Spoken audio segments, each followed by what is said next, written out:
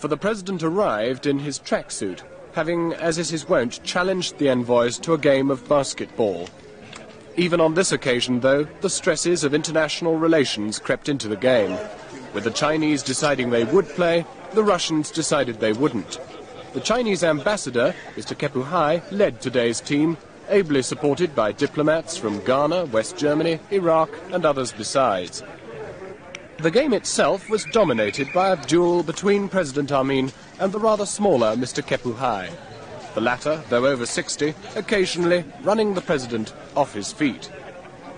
With British relations cut as a result of more real considerations, British interests were represented by the French ambassador, who moved with great style but to little effect.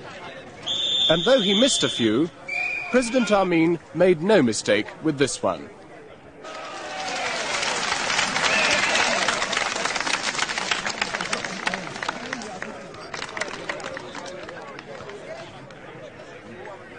Whatever the diplomatic intrigues behind it, the president's team won.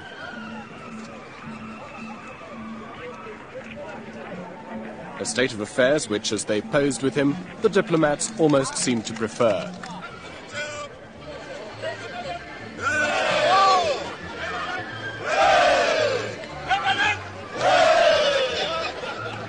Though a style of diplomacy a shade removed from Whitehall, the usual dialogues on matters of bilateral interest were much in evidence, and few diplomats could be found who actually resented this novel form of conducting their business. John Snow, ITN, Kampala.